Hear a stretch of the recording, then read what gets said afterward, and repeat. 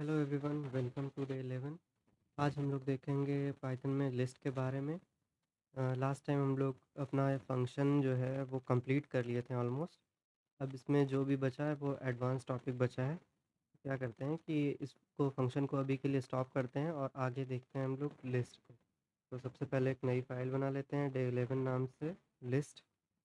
और इसमें हम लोग फिर एक एग्ज़ाम्पल करके देखते हैं कि लिस्ट क्या है, कैसे उसको बनाया जाता है, क्या-क्या उसमें मेथड्स होता है। तो हर चीज़ को स्टार्ट करते हैं।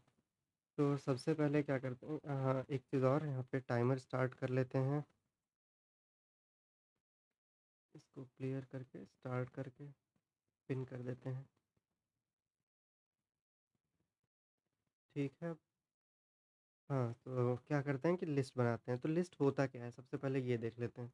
तो यहाँ पे हम एक इसका थोड़ा-सा डेफ़िनेशन भी लिख देते हैं, ताकि कोई पूछे अगर लिस्ट क्या होता है तो वो काम आए हमारे बताने के लिए। वैसे हम लोग उसको एग्ज़ाम्पल के साथ जब देखेंगे तो ज़्यादा क्लियर हो जाएगा, लेकिन फिर भी लिख देते हैं। तो लिस्ट क्या होता है? List is a collection. Collection हो सकता है किसी भी डेटा का, ठीक है? List is a collection of items, ठीक है? जैसे कि हमारे रियल वर्ल्ड में क्या होता है कि लिस्ट, जब हम लोग कहीं टिकट लेने जाते हैं तो क्या वहाँ पे एक हम लोग को लाइन बनानी होती है। वो भी एक तरीके से लिस्ट होती है लोगों की, जहाँ पे पहले एक आदमी खड़ा है, उसके पीछे दूसरा आदमी खड़ा है। तो इसी तरीके से क्या होता है कि हमारे पास लिस्ट भी होता है। तो लिस्ट में क्या होता है, उसको हम लोग बनाते कैसे हैं? अब ये डिफरेंट टाइप का आइटम हो सकता है। List is a collection of item of, यहाँ पे हम ये भी लिख देते हैं कि डिफरेंट और सिमिलर डेटा टाइप। डिफरेंट और सिमिलर डेटा टाइप्स, ठीक है? ये होता है लिस्ट, जो कि पाइथन में है, इसलिए ये डिफरेंट टाइप का भी हो सकता है। लेकिन अगर हम किसी स्ट्रिक्टली टाइप लैंग्वेज की बात करें, जैसे कि सी प्लस प्लस हो गया या जावा हो गया, तो वहाँ पे लिस्ट की जगह हम लोग यूज़ करते हैं एरे। तो एरे और लिस्ट जो हम लोग पाइथन में यूज़ करते हैं वो लगभग सिमिलर ही है। बस यहाँ पे डिफरेंस क्या होगा कि पाइथन में हम लोग किसी भी टाइप का डेटा वो हम लोग लिस्ट में स्टोर कर सकते हैं, लेकिन दूसरी लैंग्वेज में क्या होता है कि वो स्ट्रिक्टली एक टाइप की होती है, ठीक है? तो एग्ज़ाम्पल के लिए यहाँ पे एक हम लिस्ट बना लेते हैं, लेट्स से फ्रूट्स नाम से। एक फ्रूट्स नाम का एक लिस्ट बना लिया, तो इस तरीके से हमारा ये लिस्ट बनता है। तो ये जो बिग ब्रैकेट होता है, ठीक है? यहाँ पे हमको मिल जाएगा ये इंटर के ऊपर जो बटन मिल रहा है हमको, स्लैश छोड़ के उसके पहले वाला 2 बटन, इसको हम लोग अगर ऐसे टाइप कर देते हैं तो ये हमारा पाइथन में एक लिस्ट बन जाता है। और क्या होता है, लिस्ट फंक्शन का भी यूज़ करके हम लोग लिस्ट बना लेते हैं, लेकिन ये हम लोग आगे चल के देखेंगे इसका क्या काम है। तो अभी हम लोग ये नॉर्मल जो इसका सिंबल है वो हम यूज़ करेंगे लिस्ट बनाने के लिए, ठीक है? तो अभी क्या हुआ, ये हमारी एक लिस्ट बन गई और ये कैसी लिस्ट है? ये अभी एम्प्टी लिस्ट है, इसके अंदर कुछ भी नहीं है। तो अगर इसको प्रिंट करना होगा तो क्या करेंगे? प्रिंट करेंगे और उसका नाम, लिस्ट का नाम क्या है हमारा? फ्रूट्स, ठीक है? तो इसको अगर हम रन करते हैं, यहाँ पे आके लिखेंगे पाइथन, और जो भी फ़ाइल का नाम है हमारा डे 11। तो ओके, पाइथन नहीं, क्योंकि ये विंडोज़ नहीं है, पाइथन 3, ठीक। तो अभी क्या हुआ, जैसा हमारा लिस्ट यहाँ पे डिफाइन था एम्प्टी, वो हमारा यहाँ पे प्रिंट होके आ गया, ठीक है। तो अगर हमको पता करना है जैसे कि हमारे लिस्ट में कितने आइटम्स हैं, क्योंकि लिस्ट बड़ी हो सकती है, कितने भी उसमें आइटम हम स्टोर कर सकते हैं। कोई फिक्स उसका लेंथ नहीं होता कि लिस्ट में बस 5 आइटम स्टोर होगा या 4 आइटम स्टोर होगा, ऐसा कुछ भी यहाँ पे लिमिट नहीं है। तो अगर हमको आगे चल के या कभी भी पता करना हो कि लिस्ट में कितने एलिमेंट्स हैं, तो उसके लिए हम क्या करेंगे, ये फ्रूट को हम लोग, एक फंक्शन होता है LEN, लेन नाम का, जिसमें हम लोग कोई भी आइटरेटर पास कर सकते हैं। तो ये लिस्ट क्या है हमारा, ये भी एक आइटरेटर ही होता है, जो कि हम इस लिस्ट के अंदर पास कर दिए और वो हमको उसके अंदर का बता देगा काउंट कि कितना उसके अंदर आइटम है, ठीक है? इसको अगर रन करते हैं तो बताया कि यहाँ पे इसका लेंथ जो 5 है। तो अगर काउंट करते हैं 1 2 3 4 5, तो ये हमको 5 मिल गया।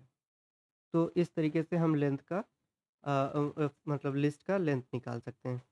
तो अब देखते हैं कि ये तो हो गया हमारा इंसर्शन नॉर्मल।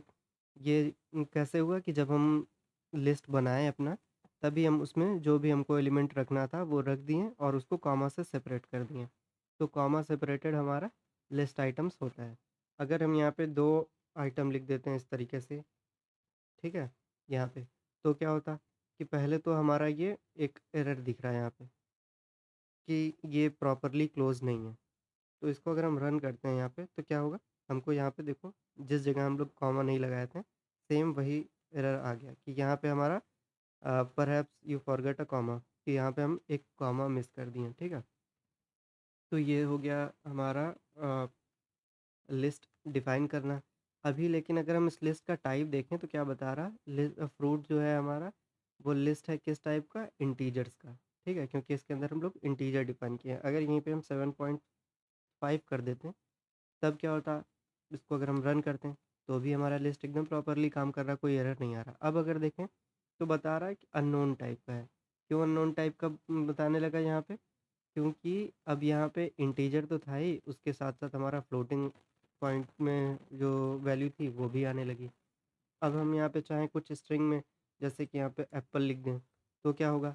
अभी भी ये अननोन टाइप का ही बताएगा क्योंकि अब इसके अंदर नंबर भी है, स्ट्रिंग स्ट्रिंग भी है, फ्लोट भी है और अगर हम बूलियन कुछ पास करना चाहें, बूलियन वैल्यू, तो वो भी पास कर सकते हैं। और इसके अंदर अगर हम लिस्ट के अंदर नई लिस्ट बनाना चाहें, तो वो भी पास कर सकते हैं इस तरीके से, ठीक है?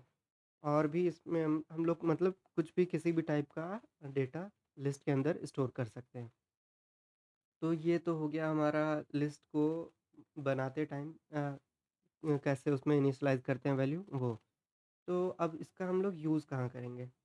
तो एक एग्ज़ाम्पल से समझते हैं जैसे कि हमारे पास एक सॉफ्टवेयर है जो कि क्या करता है स्टूडेंट को स्टोर करता है। जैसे स्कूल मैनेजमेंट सिस्टम होता है, उसमें क्या होगा कि हर क्लास में नंबर ऑफ़ स्टूडेंट्स होंगे। तो क्या होगा कि अगर हम ये चीज़ बिना लिस्ट के करते हैं, तो हमको क्या होता है कि जितने भी हमारे पास स्टूडेंट होते हैं, सबका हमको एक वेरिएबल बनाना बनाना होता है। जैसे कि स्टूडेंट 1 हो गया, उसका क्या नाम है, ठीक है? यहाँ पे हम कुछ भी उसका नाम लिख सकते हैं। फिर इसी तरीके से स्टूडेंट 2 जो है, उसका क्या नाम है, वो यहाँ पे हम कुछ लिखना पड़ता है, ठीक है? तो इस तरीके से हम अलग-अलग उसको वेरिएबल बना-बना के सेव करते जाते हैं, ठीक है? अब 100 स्टूडेंट है तो हमको 100 वेरिएबल बनाना पड़ता है, जो कि हमारे लिए अच्छा नहीं है। तो यहाँ पे हम क्या करते हैं कि स्टूडेंट 1, स्टूडेंट 2 इस तरीके से बनाने से अच्छा कि एक लिस्ट बना सकते हैं स्टूडेंट्स नाम से, ठीक है? और यहाँ पे दोनों को हम स्टोर कर सकते हैं, इस तरीके से जॉन और कॉमा देके यहाँ पे सैम। अब क्या होगा कि अब हमारे पास एक ही लिस्ट में जितने भी स्टूडेंट थे हमारे वो सब आ गए। अब यहाँ पे हम इसको कुछ मीनिंगफुल नेम दे सकते हैं जैसे कि हमारे पास कॉलेज में अलग-अलग क्लास भी होता है। जैसे क्लास फर्स्ट का कोई स्टूडेंट हो सकता है, 2 का स्टूडेंट हो सकता है, 3 का। तो यहाँ पे हम लिख सकते हैं जैसे कि स्टूडेंट ऑफ क्लास 1, ठीक है? यहाँ पे इस तरीके से लिख सकते हैं या फिर नॉर्मली इसको हम क्लास 1 भी लिख सकते थे, इस तरीके से। लेकिन अगर बस क्लास लिखेंगे तो एरर आएगा क्यों? क्योंकि ये क्लास जो है ये एक ऑलरेडी अ, डिफाइंड कीवर्ड है पाइथन में जो कि किसी एक स्पेसिफिक पर्पज़ के लिए यूज़ होता है। जैसे कि ये प्रिंट है, तो ये प्रिंट का कुछ काम है। जब भी हम इसके अंदर कुछ वैल्यू पास करते हैं वो हमको स्क्रीन पे दिखा देता है। इसी तरीके से ये क्लास नाम का भी एक कीवर्ड होता है जो कि हम लोग आगे आने वाले ट्यूटोरियल में देखेंगे कि क्लास का क्या काम होता है। तो इसलिए हम यहाँ पे इस क्लास नाम के कीवर्ड को नहीं डिफाइन कर सकते। तो कुछ और रखना होगा। तो जैसे मान लो ये क्लास फर्स्ट हो गया, तो क्लास फर्स्ट में हमारे पास 2 स्टूडेंट हो गए। अब इसी तरीके से क्लास 2 हो गया, ठीक है? और इसके अंदर हमारे पास कुछ और स्टूडेंट हो गए। जैसे कि मान लो यहाँ पे हम कुछ लिख देते हैं, राम हो गया और क्या लिख दें यहाँ पे रमेश हो गया, ठीक है? इस टाइप का कुछ भी लिख दिए नाम। तो अब क्या हुआ कि ये हमारे पास एक तरीके से एक देखा जाए तो प्रॉपर स्ट्रक्चर में हमको क्लास फर्स्ट में जितने स्टूडेंट थे वो एक जगह मिल जा रहे हैं, क्लास 2 में जितने स्टूडेंट हैं वो एक जगह मिल जा रहे हैं। अब यहाँ पे अगर हम क्लास 1 लिख के प्रिंट करते हैं, तो जो भी हमारा क्लास फर्स्ट में स्टूडेंट था, वो मिल गया। इसी तरीके से अगर हम यहाँ पे क्लास 2 लिखे होते हैं तो क्या होता? क्लास 2 में जो स्टूडेंट था वो मिल गया। लेकिन अभी भी हमारा ये एक प्रॉपर मतलब एक जगह अभी तो हो गया है, जो भी स्टूडेंट था, लेकिन अभी भी क्या है कि अगर हमारे पास क्लास 12th और एलकेजी, यूकेजी या नर्सरी इस टाइप का भी अगर हमारे पास क्लासेस हैं, तो उनके लिए भी हमको बार-बार एक नया वेरिएबल बना के स्टोर करना पड़ रहा, जो कि अलग-अलग जगह डिफ़ाइन है। तो इसके लिए आगे आने वाले हम ट्यूटोरियल में देखेंगे दूसरा डेटा स्ट्रक्चर कि क्या यूज़ कर सकते हैं ज़्यादा अच्छे से इसको हम लोग स्टोर करने के लिए। लेकिन अभी के लिए हम लोग लिस्ट पढ़ रहे हैं तो लिस्ट ही देखते हैं। तो ये तो हो गया हमारा लिस्ट क्यों यूज़ करते हैं, कैसे डिफ़ाइन करते हैं लिस्ट। अब लिस्ट में एक्सेस भी तो करना होगा हमको, तो देखेंगे कि लिस्ट के में जो हमारा जो भी चीज़ सेव है उसको हम एक-एक करके एक्सेस कैसे करेंगे, ठीक है? तो नॉर्मली जो हमारा लिस्ट होगा वो सिमिलर डेटा टाइप को स्टोर करने के लिए ही यूज़ होगा। कभी ऐसा केस होगा जहाँ पे हम लोग उसमें मल्टीपल टाइप का डेटा स्टोर कर रहे हैं। लेकिन नॉर्मल केस में क्या होगा कि जब भी हम एक लिस्ट बना रहे हैं, तो उसमें या तो स्ट्रिंग या तो नंबर या मतलब किसी भी एक टाइप का ही डेटा स्टोर करेंगे और ऐसा ही होता है। अब क्या होगा कि अब जब भी हम यहाँ पे देख रहे हैं कि प्रिंट कर रहे हैं क्लास फर्स्ट, तो क्लास फर्स्ट में जितने भी स्टूडेंट हैं सब प्रिंट हो जा रहे हैं या क्लास 2 में जितने स्टूडेंट हैं सब प्रिंट हो जा रहे हैं। लेकिन ऐसा कुछ होता है कि हमको बस क्लास स्टूडेंट में जिस स्टूडेंट का मान लो यहाँ पे रोल नंबर 1 हो, बस हम उसको प्रिंट करें।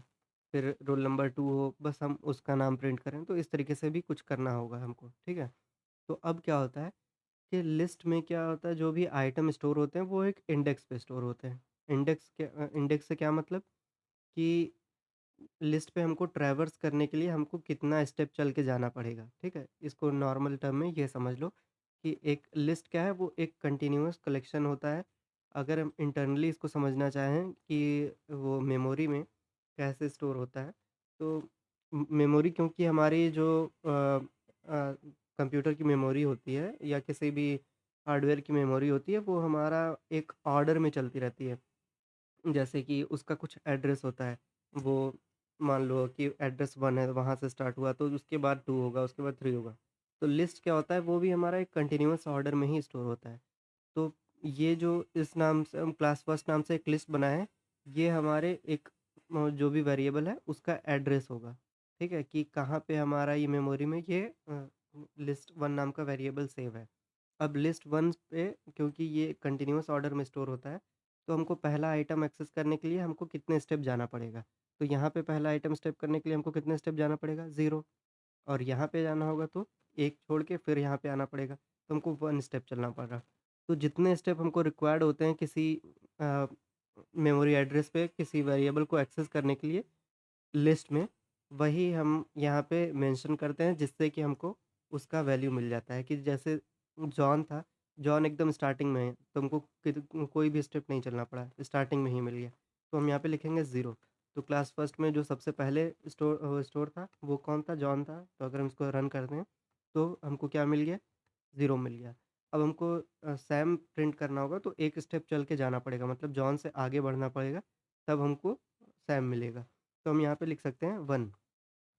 तो अगर हम ये प्रिंट करेंगे तो क्या हो गया? हमको सैम मिल गया। तो यही हमारा क्या होता है? इंडेक्स होता है। और ज़्यादातर लैंग्वेज में मैक्सिमम क्या होता है कि हमारा लिस्ट या एरे जो भी होता है, नॉर्मली इटरेटर जो होता है उसका इंडेक्स जो होता है वो हमेशा 0 से ही स्टार्ट होता है। तो जो भी पहला एलिमेंट होगा वो 0 पे होगा, उसके बाद जो होगा वो उससे +1 पे होगा, इसके बाद जो होता है वो +1 पे होता है। जैसे सैम के बाद कोई और होता है यहाँ पे मान लो उम, कुछ भी नाम होता है उसका। तो इसको प्रिंट करना होता है तो हमको कितना स्टेप जाना पड़ता है? 0 स्टेप, 1 स्टेप, 2 स्टेप। तो यहाँ पे आते हैं तो लिखने 2। अगर हम 2 लिखते हैं तो यहाँ पे हमको वो एड्रेस पे जो भी वैल्यू स्टोर थी मिल गई। तो इस तरीके से हम लिस्ट में से आइटम्स को एक्सेस करते हैं। तो अभी के लिए हमको लग रहा है कि ये वीडियो काफ़ी लंबी हो गई है, 14 मिनट्स की। तो इसको हम यहीं पे स्टॉप करते हैं। नेक्स्ट वीडियो में हम देखेंगे कि लिस्ट में और किस-किस तरीके से हम वैल्यूज़ को ऐड कर सकते हैं, कैसे उसको एक्सेस कर सकते हैं और कैसे हम लिस्ट को अपडेट कर सकते हैं, ठीक है? तो अभी के लिए यहीं पे रोकते हैं वीडियो। अगर वीडियो अच्छी लगी तो लाइक करना, सब्सक्राइब करना और नेक्स्ट बताना कि किस टॉपिक पे वीडियो चाहिए, तो हम उस पे आगे वीडियो बना देंगे।